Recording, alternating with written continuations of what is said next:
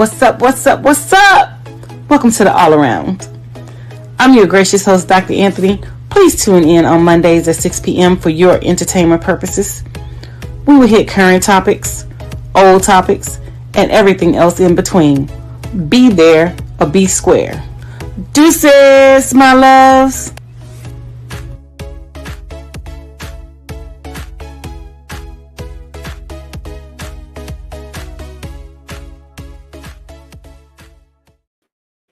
Hi, welcome to another great episode of the All Around. I am your gracious host, Dr. Anthony, and we have an amazing show lined up for you tonight.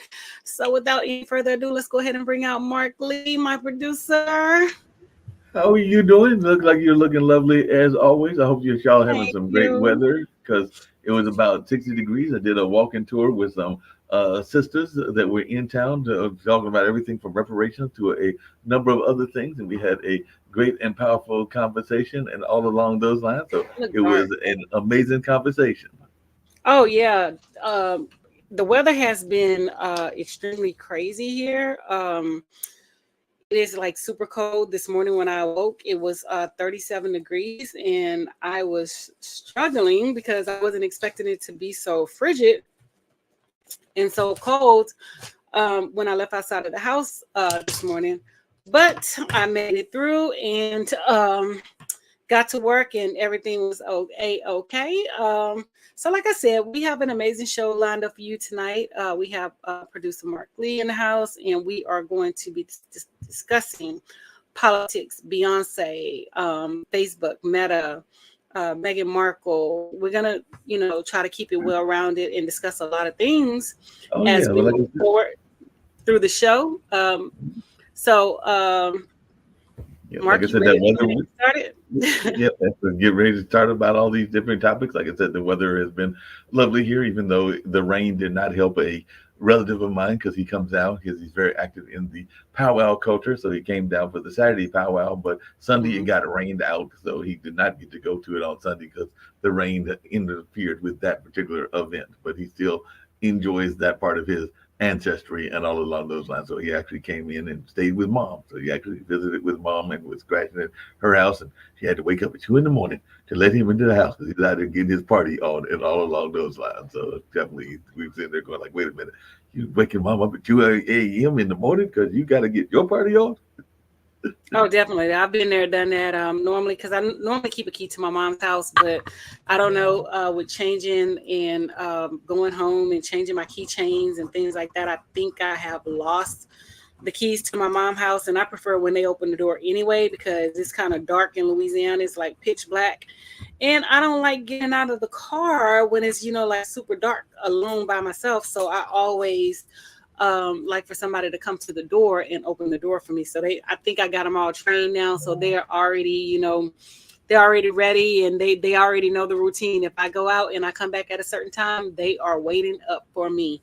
So that is definitely a plus. But I understand that having mom get up, and my mom, she does it. She doesn't mind when I come in, from hanging out with some of my friends or going to see different relatives and things like that or whatever. But so I get it. All right. So, how was your weekend? You It sound was like it good. was Like I pretty said, good. it was busy. Like I said, I had that talk today, but on the weekend, we actually had a group of folks that were here. The Black Hebrew Israelites do their Mhm. Passover in April. So they did it, and I believe the gentleman told me in Snow Hill, which is a town here in North Carolina. But the closing activity was actually here at the center. So I think they had about 150 people up in this joint yesterday. I left and turned it over to my coworker and my boss and all in that space, and he closed them out. But they were having a talk and sharing some of their thoughts around religion and us being some of the original Jews and all in that space because that's what they're all about. And Mhm. some of them used to be in Florida and in New York, so they had them from all over. I think they even had some coming in from London and Barbados. And then on uh, Friday, we have an event here. A lot of people have them called Third Friday, and we celebrate a lot of different artists. And the current exhibit is about the Divine Nine, so it is all Mhm. dedicated to those nine fraternities and sororities and all along those lines. And the young lady, Cameron Elsie, did a film that she talked to some of those people and they looked at the legacy, at the stereotypes. And, there's some serious stereotypes, including that whole stereotype around Q dogs and all in that space. So she looked at that, and a lot of them were talking about the actual community service work that they do that doesn't get enough of the accolades as it probably deserves, and all in that space. And then that was going on Friday, and then Saturday we had our poetry slam team because they're going down to Pompano Beach, Florida for the Southern Pride, and we picked a brand new team, and I think these are all brand new participants because I don't remember seeing a lot of these folks, because sometimes you got veterans that are on the team, and I don't remember seeing nothing but new blood. So it's always good that you got new blood on a team as well. So we'll see how they do in that regional competition. Oh, nice. Sounds interesting. Well, I wish them luck, and I hope they do extremely well in their competition, and bring home a win. So I was actually in a play this weekend. It was the Sanford and Son stage play. So I did that on Sunday. We had 3 shows in Baltimore, and I was struggling because the first show started at 3, 5, 6. The next one started at like about 10. I was extremely just tired. I was just gone. So by the time I made it back home, I didn't do anything except just get in the bed. It was just, I was so tired, and I barely made it because I'm just like, oh my God, I haven't worked this hard. What was the play about? Sanford and Son, the show, Sanford and Son. So y'all redid Sanford and Son because we did. So we did, and there was the scene with the Boom Boom Room. So I was actually one of the dancers from the Boom Boom Room. I played accident prone Alice. So so these are characters I'm assuming the playwright made up or whatever.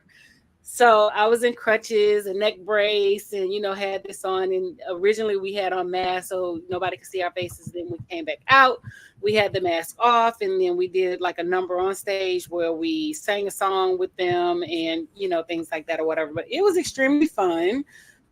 It wasn't a major role, but I was just glad to be a part of it and invited to be a special. We're talking about doing some other things.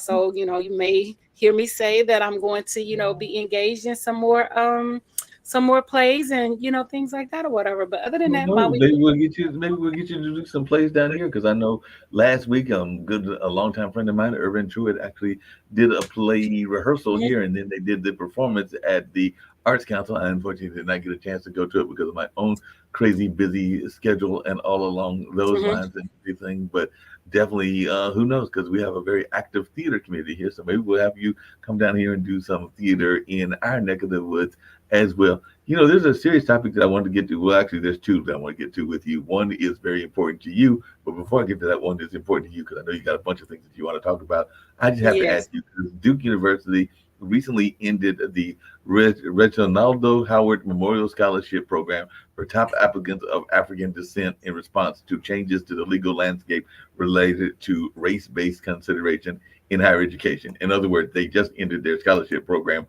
for Black students. I can barely. Can you hear me now? Yeah, I can hear you now. Yeah, I just wondering what your thoughts about this are, because definitely it seems like it's not just Duke University, but a number of other programs that are trying to get rid of their race-based affirmative action, and Duke is now being the latest one to sunset their programs that was definitely giving our students a chance to go to these top schools, whether it's an Ivy League or whether it's a school that's private like Duke and everything. So I just wanted your take on that and everything, because it looks like other universities are doing similar kind of work where they are eliminating some of our scholarships that have helped our students get into universities for years. Well, I mean, my take on that is, they're doing what they want to do in terms of, diversity, inclusion, and, education and things like that or whatever. The target was to target Black females because, we're the top leading group in terms of, entrepreneurship, education, and, other things or what surrounding, education and things like that or whatever. Because when they brought the case to, the Supreme Court and things like that or whatever, the original, one of the original cases was targeting Black females. So, you know, they're trying to basically say that, you know, Black Americans are taken away from, you know, white people opportunities to get into these universities with affirmative action. But, you know, the biggest recipient of affirmative action were white women.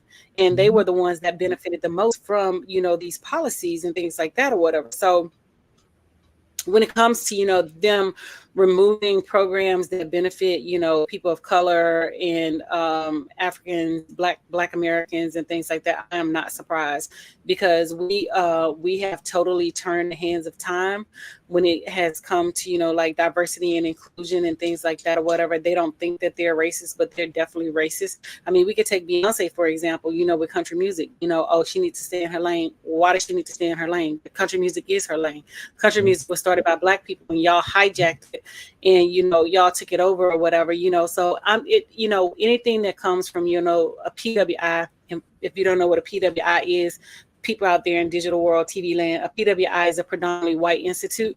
Nothing, you know, nothing surprises me and things like that or whatever. And that's why we have HBCUs, which is historically Black colleges and universities, so that our people can go to those, you know, colleges. But, you know, some are seeking, you know, the PWI, you know, accolades and, you know, things. Is me when it comes to those people, because they have power to, you know, like hurt us and, you know, keep us down and move us to, you know, move us back to the back.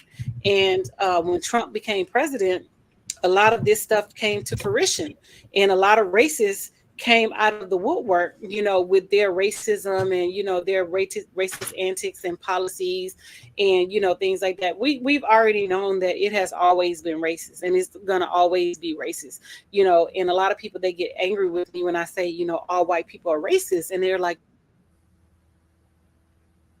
I didn't say this.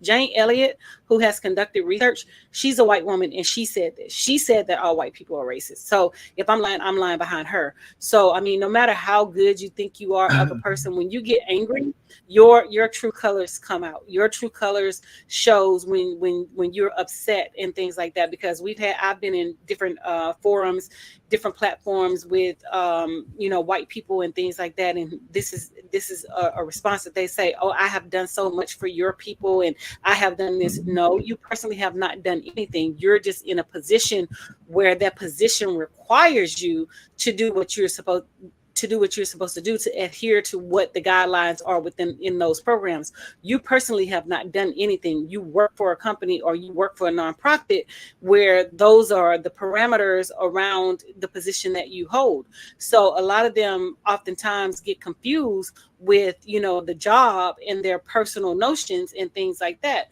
I remember I watched ladies was doing a TikTok, and she's a therapist, and she's like, you know, there was a white woman who was married to a Black guy, and she basically made some race. I help your people all the time, and I do this and I do that. No, you're personally not doing this. Your job is to do what you're supposed to do in your job. So they don't understand what their roles are as in terms of the job. So again, like I said, when it comes to, you know, like those programs and things like that, I don't play stock in it, because they want to talk in Black and they want to, you know, cherry pick as to who can receive and who can do this and who can do that, because they're gatekeeping. They already know if they open the floodgates, we're going to take over. The same thing with Beyonce. You're trying to gatekeep country music, and we can see that you're trying to gatekeep. Oh, she needs to stay in her lane. She needs to do this. Why can't she sing country music? Y'all allow people from out of the country, from Canada, Australia, to come in here and sing country music. When did Canada become country? When did Australia become country? Well, some parts of Australia is country, but when did it become country? You know, Beyonce grew up in Louisiana. She than that, you know, and people don't understand what we are dressed in cowboy boots. We have cowboy hats. We have blue jeans on. We have Daisy Dukes on. That's part of our culture. That's part of, you know, Zydeco. That's part of the country Black, and you know, things like that. She sang at rodeos. So I mean, it, you know, nothing surprises me with these people. It's just, you know, just turning of the page. You know, what are you going to pull today? What are you going to do today? You know what I'm saying? So when you look at diversity and, you know, inclusion, they don't want to diversify. They want to keep everything the same. That's why that slogan, "Make America Great Again," hit home with a lot of them, because they don't want us in the position where we are now, because they feel like we are beneath them. We don't, you know, deserve what we deserve. We are basically getting a free ride, although we studied and, you know, we had to take tests and we had to, you know, prove ourselves and, you know, prove Got our to worth. prove ourselves on a regular basis You and know, everything. so yeah, so when they're 50% proficient, we have to be 200% proficient just to be able to, you know, walk in the space and just to be able to compete and things like that or whatever. I use myself all the time with my students, and I let them know, although I have all these degrees and certifications, and you know, I'm highly qualified, highly intelligent, they would give it to a white person before they move me up, and they would give it to me, because they feel like that white person is more qualified and more adept in, you know, the role and the position, and not knowing that, you know, I am the better person, or, you know, another black person is the better person, but they don't want to elevate us and move us into, you know, those positions. But again, nothing surprises me, you know, No, you nothing at shouldn't be all. surprised. You shouldn't be surprised. And one of the things I know was going on, even with some of our universities, is that some of them are in dire straits. I know that over in Raleigh, which is the state capital here in North Carolina, St. Aug has now got all of their students going to remote learning. They actually did that, and we're asking the students to move out by April 3rd. So they've been gone now for about almost 3 weeks, and all along those lines. So it's not quite 3 weeks, but about two and a half, almost 3 weeks and everything. And definitely some of the churches have been stepping up to feed the students, as there are still some students that were trying to get adjusted and trying to figure out how they can do the remote learning. So for the last 3 weeks, some local volunteers have been keeping the students fed after the shift to remote learning earlier this week. So the university calls for students to pack up and move out by April 3rd as they went remote for the rest of the year. There are those who couldn't leave campus because of various activities, according to Pastor Charles Brooks, and he was trying to find out ways that they could help those folks until they can get to wherever their destination is. So they were providing nutritious meals for the remainder of the school year. But that is a college that is having all kinds of financial problems and is trying to, matter of fact, they lost some of their accreditation and are trying to find ways to maintain their rich history, because they do have a rich history at that particular university and all along those lines. One of the things you said, Dr. Anthony, that I think you'll find fascinating, I'd love to hear your thoughts around this, is I was talking on my own show earlier today with a lady that's in the investment space, a white lady and everything, but she's part of the LGBT community. And I actually laughed, and she might have even laughed during the interview, because she was thinking that the trans population, and I know we talked about how sometimes the LGBT and other communities have hijacked our movement, but she was feeling that the trans community actually hijacked the LGBT movement and all along those lines. So she was upset with the trans part of LGBTQIA, because she feels that they have taken away some of the initial gains and some of the issues that she was passionate about, and all along those lines, when it was the original LGBT community before we added some of the other alphabets as well. But I had, as I said on my show, I remembered that conversation even with our civil rights, where sometimes we felt that other organizations were hijacking us for their causes and all along this line. So the fact that she was making that same argument, I was going like, I've heard this argument before, but I heard it from our civil rights leaders and all along those lines. So I found it kind of ironic that they were using the same argument that we've had for decades. Because we wrote the playbook.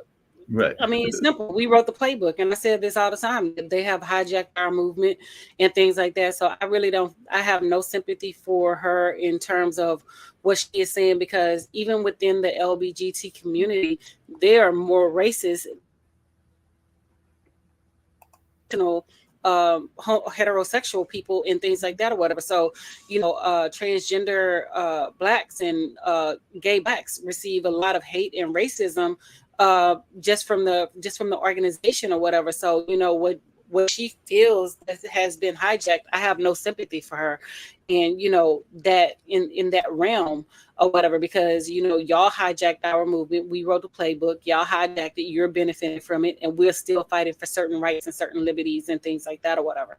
So my thing is, baby, you can kick rocks. Whatever the trans community got going on, the trans community got going on, embrace it, deal with it, move forward and things like that, because all of you guys are under one umbrella, and that's just the bottom line.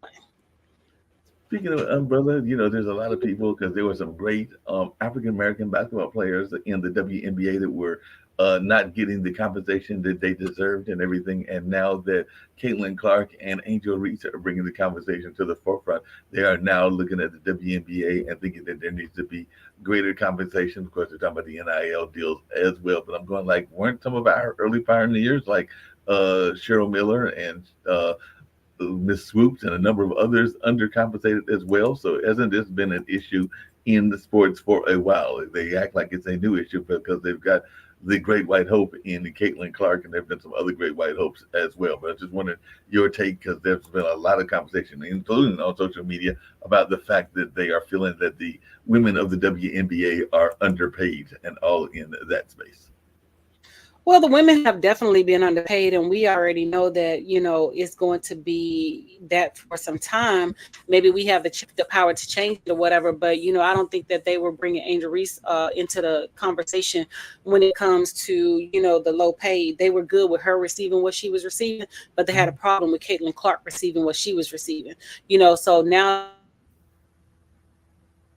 and the draft and things like that, they have a problem with her receiving the low salary that she's receiving. But my thing is, all the women prior to her and even now are still receiving those low salaries. But at the same time, their games don't generate the revenue that the men games generate. So, one of the things that I wanted to do was campaign around Angel Reese, and we start buying her jerseys, her white jersey and her dark jersey, so that we can support her. And so I'm hoping that she gets a kickback off of, her actual jersey in Chicago and things like that. And then I know that with them coming to play the Mystics, they moved their game from their actual facility over to the big facility where the Wizards play and things like that, because the ticket sales have significantly increased. But my thing is, you're still making millions of dollars, so you have the means to pay these women what they're worth. But again, a lot of the traffic and the rhetoric surrounding the salaries wasn't brought up until this white girl came out there and they saw that she's making less than, $80,000 a year, and they have a problem with it. So now they want to do something about it. But when Cheryl Miller, Cheryl Swoops, and, all the rest of them were, over there doing what they were doing, they didn't have a problem. They didn't have a problem when Brittany Miller was going over to Russia, trying to earn that $1 million so that she has money to take care of her family and things like that or whatever. So it wasn't an issue then. And now all of a sudden, since this little white girl that y'all deem the GOAT, the great white hope, since she went number one in the NBA, it's a problem. So they're going to look into the salary now because, like I said, their great white hope is not receiving what they thought she should receive. So guess what? Change is going to come. And like I tell people all the time, change really doesn't happen until it affects one of them. When it starts affecting one of them, then change will take place. So since it's affecting her, all the other women will benefit. And then, my thing with Caitlin is I'm not taking anything her skill. She's a good player. She's a great shooter, but, when they put in South Carolina put that defense on her and guarded her, tight, they shut her down. So as long as she's open and, she's out there by herself, yes, she's going to drop threes, and like I said, and like the other women said, you're playing against women now. You're not playing against little girls, so you have to step your game up and you have to move forward. But again, like I said, she is going to be the voice of reason when it comes to the WNBA and changing that salary scale. She's going to be, get that done.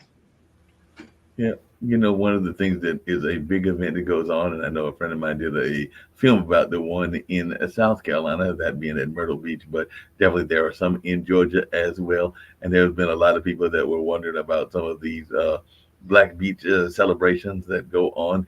and all in that spaces. And I understand that this past weekend that there was efforts to disrupt the spring bash that takes on at Tybee Island, Georgia. So they were expecting thousands of folks to descend on that island, just like they expect a lot of people to be at Myrtle Beach and during that particular week and all along those lines. But now they've got these extra police officers and barricades, and because people are now complaining about what was going on. I never attended it, but I have friends that have attended the bike week in Myrtle Beach, and I definitely even remember back in the day folks that attended Freaknik and all along those lines. But it looks like they are trying to disencourage some of that stuff because Mayor Brian West, who was elected last fall by the residents, said that roadblocks and added police aren't just for limiting crowds. He hopes the crackdown will drive Orange Crush away for good. So that's actually what it's called, is Orange Crush and all in that space. But I'm thinking that that's a lot of money that they could be losing and all in that space because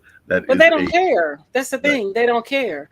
As long as it's a Black event, they don't care about losing the money. We can use Mardi Gras, for example. We had restaurants shut down during Mardi Gras because they didn't want to service Black people. You know what I'm saying? So it's about color, and people keep saying it's not about black and white, but it's clearly about black and white. And I keep reverting back to Beyonce because it's clearly a black and white issue. You didn't have a problem with nobody else crossing over into country, but when Beyonce does it, it's a problem. Everybody else do it, y'all okay with it. But when she does it, it's a problem. So you clearly have a problem with this Black woman and what she's bringing to the table and what she's doing. Oh, she's not country. She doesn't sound country. She doesn't do this. Sweetheart, she's very country. Country music was Black music. Country music was folk music. And we had it first. Y'all just stole it and, took it upon yourselves to, take it or whatever. But my thing is, to Beyonce, continue to do what you're doing, sweetheart. Continue to break those lines. Continue to, move forward and things like that. And if they don't want us in those spaces, we create our own spaces. If they don't want you at their country music festival, we create our own country music festivals for, Black country fans and things like that or whatever. Because I always say, I don't want to be in your space anyway. You know what I'm saying? Because I can live without you. So a friend of mine actually did that. She has a group, and it's a group that is called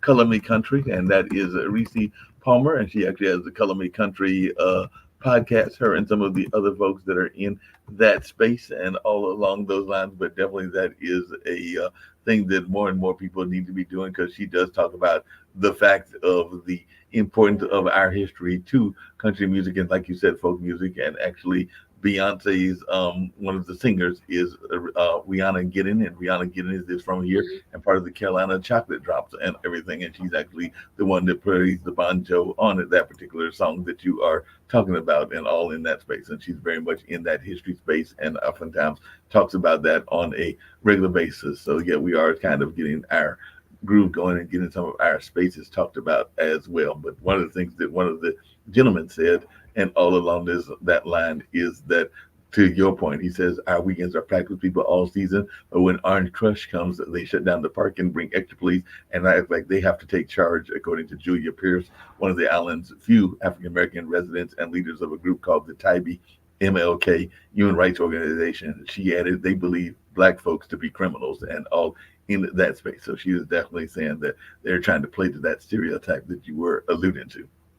Oh no, they're not trying to play to it. They're doing it because they don't, they want our money, but they don't want us to gather. They don't want us to congregate. It's still like those Black codes, from way back in the day. 3 Black people can't, be walking together. 3 Black people can't do this, or you're considered a gang. You can't be out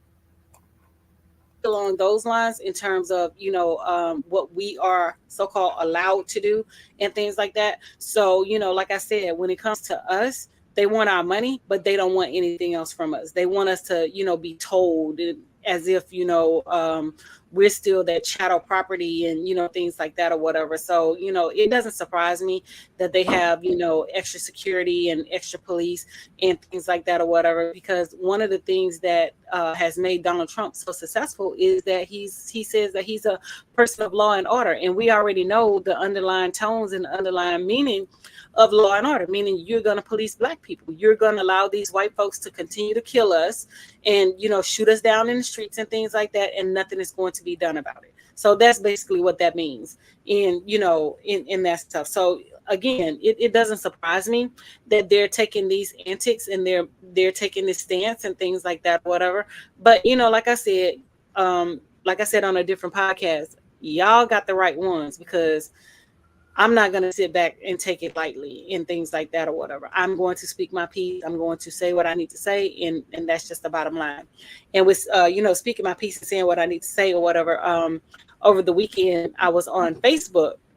And so somebody had mentioned Beyonce, and they mentioned politics, and they were like, with the politics or whatever, with the cheating and the stealing of the election, basically alluding to President Biden stealing the election, that more provisions need to be put in place. And I made the comment saying, yeah, the cheating and the Republicans are notorious for cheating, lying, stealing, and doing all those things. And so the white guy who comment that I made, he goes, yeah, but you don't have real hair and you look like a man. So me being me, I put on Facebook, although, he was trying to bully me, my hair is not real and I look like a man or whatever. So I put on Facebook that his mammy was a whore and he was the product of a pimp, because they ran a train on her ass and he don't even know who his damn daddy is. So they want to tell me that I was bullying him because I said what I said, but you didn't say anything to him because he called me a man and he basically talked about my hair. So, my thing is, like, even with these algorithms or whatever, they're still trying to police Black people and Black voices. But, white people can say whatever the hell they want to say and things like that or whatever. And I told him he was a secret pedophile. He secretly, watched children. He watched porn and things like that. 'Cause 9 times out of 10, that's what they do, in these backwoods and, backwoods spaces and countries and things like that. But my thing is, don't talk shit if you can't take it and if you can't handle it or whatever. And even with, Facebook and Meta, don't allow them to be able to, say what they want to say. But then when I come back and I come full force and I talk about his white ass mammy, son of a pimp or whatever, then you want to say that, that I'm bullying him. Nah, I ain't bullying him. I'm just meeting him. I'm just matching his energy and I'm just giving him what he deserves. You know what I'm saying? So, like I said, it is what it is. They want to throw the rock and hide the hand and, play victim and, things like that. My thing is, don't play victim with me, because I'm going to let you know where you come, where you can go and how fast that you can get there and things like that or whatever. Yeah, and even if you think about the way, and I'm going to mention somebody that just recently passed away, but I do remember back at the time of the verdict, there were a number of people that were in our community. In fact, I understand there were celebration parties in California and other places, because even back in 1994, 22% of the African American respondents in a Washington Post ABC News poll said that they thought Simpson was guilty of the charges, whereas 63% of the white population saw that. As the time went on, particularly after Simpson was found liable in the 1997 civil case brought by Brown and Goldman families, then it went to 57% of African Americans in 2015 said they thought he was guilty, and 83% of white people agreed. So it definitely said they always thought that he was more guilty, because we were definitely more forgiven of the possibility that he might have. But again, those things can be, those posts can be skewed, because it depends on who you're asking and where you're asking, where you're seeking information, because they only poll about 1,000 people, you know what I'm saying? And so they use 1,000 people to generalize the population and things like that. So it depends on what area of the country they polled, who was, responding to the questionnaire. Because my thing is, I honestly don't believe that he did it. I honestly believe that he's innocent and things like that. And he was in a court of law that he was proven innocent and guilty, innocent and not guilty, so that's what they have to go by. So as far as, like the book is concerned and things like that, I'm not supporting no book. I'm not giving Ron Goldman and family a jack bit of nothing. That poor white trash can continue to be poor white trash, because I'm not supporting it and things like that. I'm not supporting nothing that they have going on, not anything. So again, like I said, I have spoken, I have said what I said. I don't think things like that. And I think that, the white people played him, and, they caused him to, go back to jail and, things like that or whatever. They purposely set him up because they wanted him to, be incarcerated after they could not incarcerate him for, the murder of Nicole and Ron Goldman and things like that or whatever, which I still believe that he's innocent and things like that. No, there were some people that earlier that today came out. There's a report that he might have been involved, but maybe he hired mafia people to do it. And now there's even reports that, ironically, there's that rich family and that celebrity, but there are some people that are saying that he is actually the real dad of Khloe Kardashian, even though most people discount that rumor and everything. But that rumor has been circulating there for a while and all along those lines. But definitely, that's one that puts out there that people sometimes believe on social media, and some people don't believe it. And all along those lines, you mentioned Beyonce and those Western boots. You'll be glad to know that the Western boot sales have jumped after Beyonce dropped Cowboy Carter and all in that space. So definitely looks like people are going out to get those boots, and there are also people that are grabbing their cowboy hats because apparently there are a lot of cowboy themed listening parties that are going on, as well as that new release has been coming out, and people are definitely getting in that space and all along those lines. There was another But the thing scary. about it is, we've always worn cowboy boots. I have my cowboy boots downstairs and things like that. And we used to wear boots that they call ropers, back in the day. And some people still wear those, I had two pair of ropers. I had a blue pair and I had a red pair and things. This is nothing new for us, being from the South and things like that. We've always worn cowboy hats. We've always worn boots. We've always worn the blue jeans and things like that. It's the other people that are now, jumping on the bandwagon or whatever. So, even with the uptick of the cowboy boots, there's also the uptick of Levi jeans, Mhm. and anybody that's from the South, they know that we wore Levi jeans and our cowboy boots and, things like that or whatever. So that's not anything new for us. It's just playing it right into the culture because, we body code, we have trail rides and we do all that stuff. And this is things that we have always done and will continue to do and Oh no, things like there's that or whatever. yeah, we do So trail rides, and there are definitely some very popular groups. There's even a couple of trail riding organizations here in the area, and they've definitely even done some stuff at Hayti and other places. But definitely that mhm. trail riding is very popular. One of the other things that I was curious about, and I definitely want to get to that as well, but there has been a number of health concerns and all in that space, and apparently there was a biased test that kept thousands of Black people from getting kidney transplants. So that's something else they've been talking about in the news. So a new mandate is now Yeah, I prioritizing read it. Black kidney transplant candidates after researchers and doctors realized a race-based test had been misevaluating the patients in our community for decades. So I know that you probably read about that, and I just want to know your thoughts because definitely we know a lot of people in our community need various transplants, whether that's kidneys or whether that's heart or a number of other things. But sometimes there is bias in that field and has been for decades, if not But centuries. my thing is, you act like this, not you per se, but you act like this is a, surprising thing or whatever. We're not surprised when, things come out like that. We already know that they put white people on the top of the list to receive those, organs and, stuff like that or whatever. We already know that Black people are, forced to the bottom of the list. Not saying that it's right or whatever, but we already know this stuff. And within the Black community, that's why a lot of Black people don't donate their organs and things like that. Because my son was like, he wants to be an organ donor. I was like, no, take that off your license. I was like, take it off. If you do an organ donor, you volunteer with somebody that you know, and you give that particular person your organ because they're not going to give it to a Black person per se. They're going to give it to somebody else because they put them high on the list and things like that. And I've been saying this for years, and the test has just come out to support and substantiate all my claims and everything that I've been saying. But it was, people act like it was an accident. It wasn't an accident. This was done purposely, and we already know, even with the syphilis, with the syphilis test that was done on Black people and all other tests, the radiation test that was done on the young man who they messed up his skull and burned his scalp and things like that. All of that stuff was done purposely, and the government has played a direct role and a direct hand in doing those medical experiments on Blacks and other people in the communities and different communities and things like that. So this is not surprising. We as Black women are still fighting just to get corrective OBGYN care and things like that. I remember I had an incident. I go to Howard University as my for my OBGYN or whatever. So my doctor ended up leaving and going to Baltimore.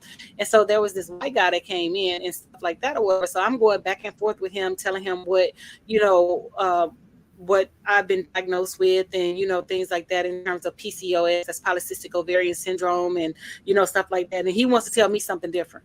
So we're indifferent, but you're not about to tell me about my body and what I'm going through and what I already know to be accurate and a fact or whatever. So I had to switch to a Black doctor. So it's just just understanding your needs and things like that or whatever. And I'm not saying that there are not good white doctors out there, because I'm quite sure they are, but Black doctors understand Black issues, and that's what I want. I want a doctor who understands me, who understands my Black issues, who understands my Black body, and who explaining and what I'm, talking about and things like that. I want somebody who's going to be my ride or die when it comes to me going to that, to that facility and, doing what I have to, get done. Because I've always had a Black OBGYN. I had an older guy when I first started, and then he ended up retiring and things like that or whatever. Because PCOS, polycystic ovarian syndromes, causes you to have all kinds of symptoms. It's like you're menopausal and things like that. And if you don't understand how that works and how that affects the person and what the person is dealing with, then you're going to misdiagnose and things like that or whatever. So I've had my little spat and things of that nature with somebody not understanding me as a Black woman, because they feel like we just oblivious to pain and we can just take it. So they don't take our, concerns, serious. So, like I said, I always want a Black doctor, because Black doctor understands Black issues and they understand my Black problems. Speaking of Black issues and everything, I did have a video that I wanted to let you hear and all of that, but this is a year ago that a gentleman, a brother, and all in that space was shot, and it was apparently because he went to the wrong door and all along those lines. So definitely he is coping with this, and this is the first time that he spoke recently about that whole thing and how his family is coping with it as well, because literally he went to the wrong door. So I'll play this and then hear your thoughts around what he went through as well. We are in a sea of strangers right now who are united by this moment. What does it make you feel inside to see this? Yeah, this really quick. I am so happy you guys got to experience this. 1 year ago, Ralph Yarl was just 16 years old. He loved nature walks with family, jumping on trampolines, and playing in his high school band. That was Ralph before April 13th, 2023. This is Ralph now. I try to keep like a sort of sense of normalcy so that I can continue being the person that I am and that I used to be. Forever changed when he rang the doorbell of the wrong home while trying to pick up his twin brothers. And 85-year-old Andrew Lester shot him twice in the head and arm. Ralph's survival deemed a miracle. Would you say it's been harder to physically recover or mentally recover? Definitely mentally, but it's a constant uphill battle. Ralph suffered splitting headaches. Always an A student, he now struggles to study. In the last few months, he crashed his car twice. His mother and aunt say sometimes he can't sleep. Other times, he sleeps too much. When you have trauma, initially there's the shock of all of it. But then when everything starts to simmer, and then you start to realize how life is not what it used to be. Ralph and his friends are struggling to process 3 shootings in their hometown over the last year. Ralph's a classmate's killing and the Kansas City Chiefs parade shooting. It's like a constant nagging of watch your surroundings. Going to houses and stuff, I'm like, this is the right address. I can't get this wrong. In October, Andrew Lester, who has pled not guilty and told police he was scared to death, will stand trial for Ralph's shooting. Mr. Lester is currently comfortable, enjoying his old age. Ralph hasn't even considered forgiving the man, who in an instant brought his childhood to an end. Has he ever asked for your forgiveness? The family speaking out to remind the country, we can't forget. We can't become desensitized. We are tired of people saying that you're in my thoughts and prayers. We need to get out of your thoughts and your prayers and get into your actions. If not for their sake, they say, for the next child harmed by gun violence in America. Antonia Hilton, NBC News, Kansas City. Just really quickly before you answer to that and everything, my dad actually did a art exhibit that was namely there. That is called Thoughts and Prayers, because my dad, who is a local artist, believes that too often we give thoughts and prayers and don't have action behind the thoughts and prayers. So not knocking the religious need for thoughts and prayers, but sometimes they need actions behind the actions as well. So he actually did some people would call it a rebel piece because he put it up in places that weren't always given permission to. And all No, of course. No, of course. I mean, that it was a sad situation, but when we walk out of our front doors or whatever, we have to look over our shoulders. We don't get the same luxuries and the liberties as, white people and white children, white women and things like that, whatever. We're gunned down for the simplest things, for raising our hand, for holding a cell phone, for sitting in our car, for driving down the street in a traffic stop or whatever. These are things that they will never have to experience and never have to, endure and go through and things like that. And for him to say that he was scared to death because somebody knocked on his door, that was a damn lie. You wanted to shoot that boy because you saw that was a black boy, and you saw that was a black person at the door, and you thought that you were going to get away with it and things like that. I mean, I've had conversations with colleagues and friends and things like that, and telling them that all these white officers are out there, they want to kill black people, and that's the bottom line. That's their agenda. And it was like, no, you're wrong. No, I'm not wrong. If you look at the record and the history, there's a pattern of behavior. All of them want to shoot a black person. All of them want to kill somebody. Let's take Amber Geiger, for example, when she went to Botham Jean's door and she shot that man in cold blood, talking about she was at the wrong, she thought she was going to her apartment. It ain't no way that you thought that you were going to your apartment. You know where your apartment is. You know where you live and things like that or whatever. So you wanted to shoot him. You wanted to, kill this person and things like that or whatever. And, I fought the family for not receiving, although she went to jail, you over there talking about you forgive this woman. Forgive her for what? She ain't gonna forgive your black ass if the tables were turned. No, not at all. No, not gonna. That's why your family, and that's right, and that's why your family has gone uncompensated, because you're like, she shouldn't have gone to jail. She shouldn't. No, she killed your son. She killed your brother in cold blood. Yes, her ass needs to rot in jail. She needs to stay there and things like that. And so, if the law was, upholding the law and holding them accountable, it would deter a lot of, shooting black people, unarmed, black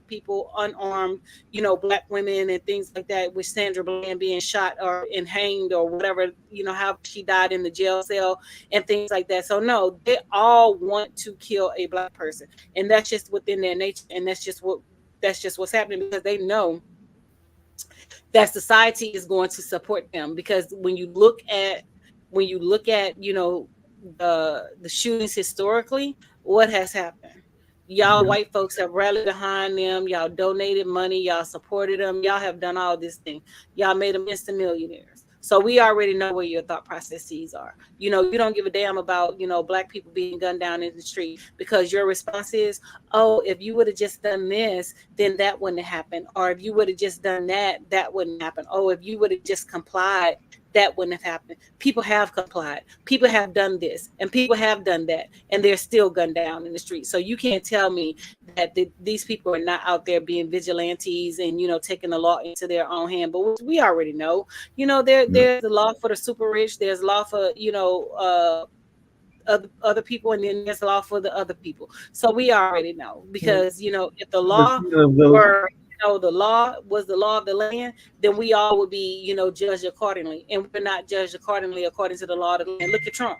He ran for president and still won, Still won, and now he's facing his own courts. But before I get into his trial and everything, there is a very significant case that is about to take place, and it's actually involving the Supreme Court, because we know that both in D.C. as well as here in North Carolina and a number of other places, there are homeless encampments and anti-camping ordinances in some of these cities and everything. So there was a district court ruling, I believe it was in Oregon, if I'm remembering correctly, and now it'll be decided by the Supreme Court. So they're going to be looking at what's going to be going on in that space and how much rights the folks that are homeless will have. And a lot of times they are in encampments, and sometimes the cities are shutting down the encampments. But this is a major case that will impact a number of our homeless and all in that space. So I don't know if you got any thoughts, because I do know that there are DC encampments, just like there are encampments in Maryland and in various other states and cities around the country and everything. But it looks like they're going to try to find a way to curtail some of that. I mean, the thing about it is, they're trying to criminalize just even walking outside breathing. You know what I'm saying? So they have to keep this prison population going. So, they criminalize camping. That's your new prison population. And people got to be wary, and they got to understand that the prison system is a business. It's a multi-billion-dollar business. And so, they need new bodies. They need fresh bodies. They need all of these people to support these prisons. And when the prisons are empty, these people don't make no money. So they want to criminalize just about the darndest thing, so that people can be incarcerated and go to jail for extended periods of time, and live their life out in prison to make up that deficit of people that's actually not there, and innocent people. You have innocent people who spent 10-20 years behind bars, because for what? You know what I'm saying? But people got to be smart, and they got to understand the whole play that's being played at this point. You know what I'm saying? They are trying to fill those beds. The prison doesn't make money until those beds are filled. So I just feel like the homeless people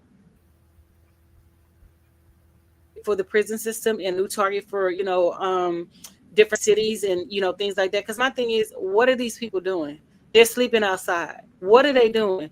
Who are they bothering? You have a problem with the people sleeping outside, but you don't have a problem with your folks going camping and sleeping in the woods and things like that or whatever. But that's okay when you do it, but it's a problem when they do it. You know what I'm saying? So I mean, it's just some heartless people out there and things like that or whatever. My thing is, if these people are not bothering anybody, they're not bothering you, why are you messing with them?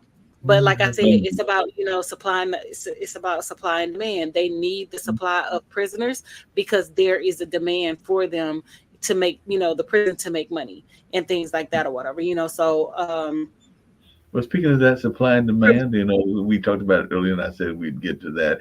I definitely want to get to a very important accolade for you as well and everything before in the next 9 minutes. But before we get to that, there's a trial that is going on there in New York. They've picked a jury, and apparently they've made their opening arguments and all along this line. I understand that the gentleman who is being tried, that being the former president and everything, has been farting up a storm. So apparently he doesn't know how to handle his gas and all along those lines. But I just wondering your take on this trial about this gentleman that has definitely not done a lot for the African American community, even though to hear him speak about it, and even some of his disciples, he's done a lot for the HBCUs and a number of others, even though we know that is not actually the case. But there is very strong rumors going on that he's going to pick Tim Scott to be his vice president. So I just wanted your take on Mr. Trump and his appeal to the African American community. There is no appeal to the African American community. You have the handful of African Americans, blacks or whatever, who wants to be in the likes of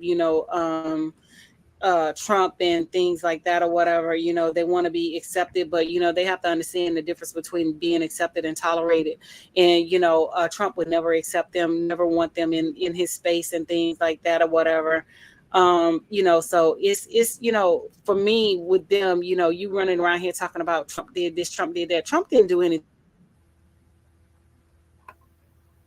He had nepotism. He padded his pockets. He sold American secrets. He sold weaponry to people that shouldn't have had weaponry and things like that. He made sidebar deals, which is clear that Jared Kushner did all these things. They sold the access to the White House, and these white folks don't have a problem with it. But when it comes back to haunt him, then it's going to be too late. You know what I'm saying? Because people don't really care about things until they start affecting themselves.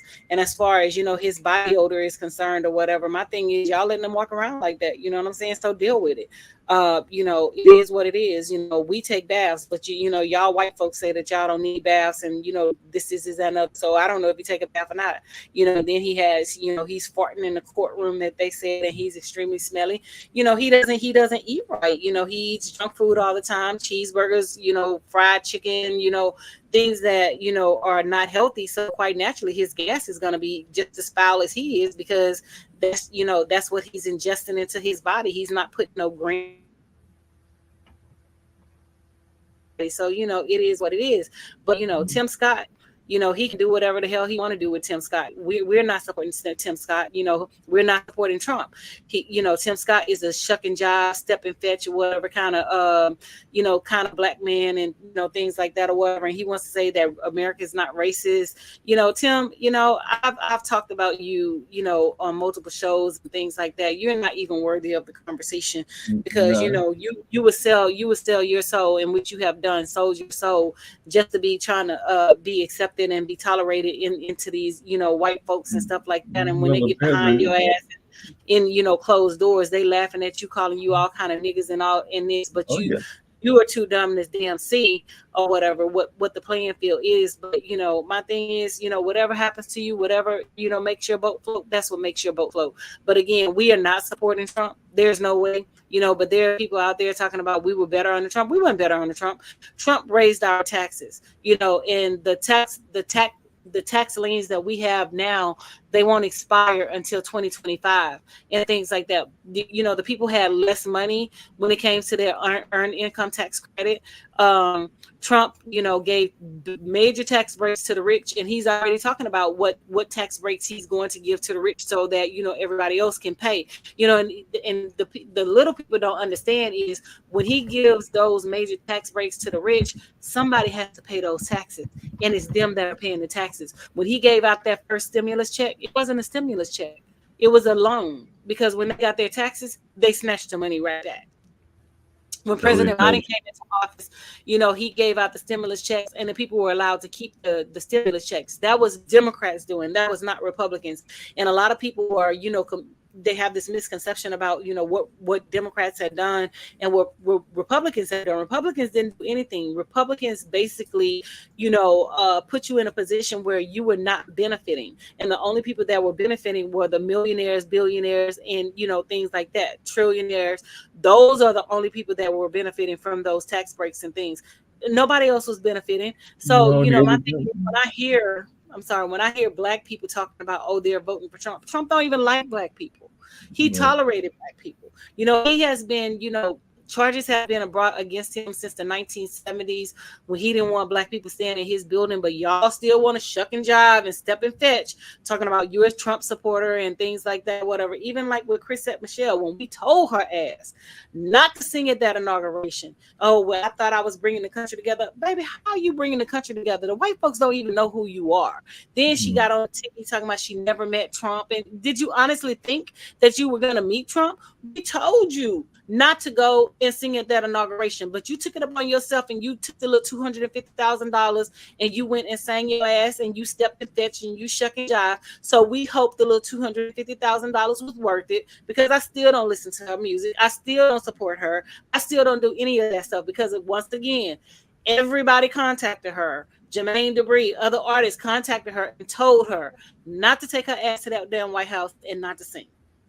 Yep, they definitely told her to do that and all along those lines. And now we gave all this money to the fine folks in Ukraine, Israel, and the Indonesian area and all in that space. That's money that could be used for the homeless and a number of other causes, because we got our own issues that need to be fixed with some of this money. But we found somewhere where the money that's existing within this deficit to go spend it on those countries. And I'm not saying that those countries don't need independence from those tyrants and everything, but we didn't need to send them this $1 billion of equipment. And there are some people that are like, but this will make great money in terms of manufacturing and all along those lines. But I know that the my thing is, like, don't send my black dollars over there, because these people are racist towards us. When they come here, they take upon that same role as the white folks and things like that or whatever, so don't send my black dollars over there. And I tell people all the time, I don't want my black tax dollars going nowhere that, I'm not welcome. Even with Ukraine, when they were over there discriminating against, the Africans and things like that, do not send my black dollars over there. Send the white folks money. Don't send mine,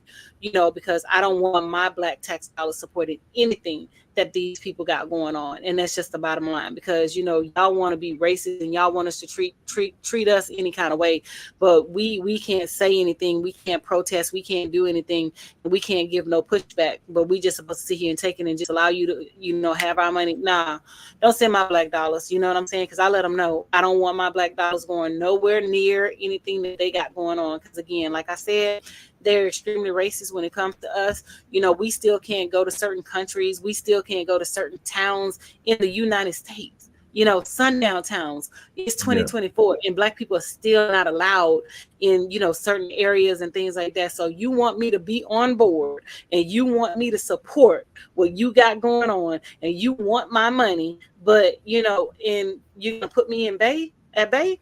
Nah, y'all can keep it moving. You know what I'm saying? Keep it moving.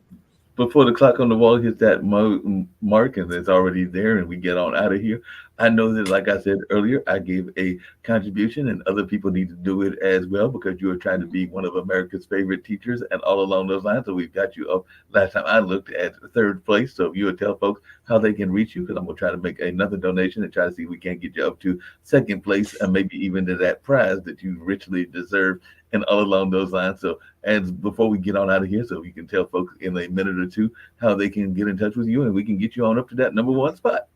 So everybody can vote. You can vote daily. You can also make donations, but there is one free vote per day. So I would like for you guys to vote daily. You can go to my Facebook page. You can also, I'm quite sure you can go to Mark's Facebook page and click the link there to, you know, submit your vote. I can't vote for myself because they won't let me do it. But, you know, you guys out there in, you know, digital world, TV world, if you feel kind enough to, you know, make a donation on my behalf and, you know, or you just want to do the free vote, I will greatly appreciate it because we're trying to get to that number one spot. So I can move into the final stages and, you know, compete for the top prize, which is a trip to Hawaii and $25,000. So if you haven't checked out my Facebook page, please go ahead and check out my Facebook page, check Marks, and, you know, look for the link so you guys can support. But, you know, the time is, you know, it's that time and the clock on the wall says that's all, you know, so I want to appreciate you guys for tuning in with us for another great show. Make sure you click like and share. You know, we're broadcasted in over 30 countries and over 30 different languages, but, you know, we still need local support as well. So make sure you guys click like and share and, you know, get us out there. And Mark, that's it. Clock on the wall says that's all, y'all. On that note, we're going to get out of here. Talk to you later.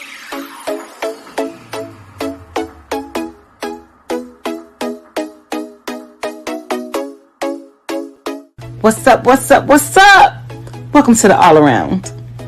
I'm your gracious host, Dr. Anthony. Please tune in on Mondays at 6 p.m. for your entertainment purposes. We will hit current topics, old topics, and everything else in between. Be there or be square. Deuces, my loves.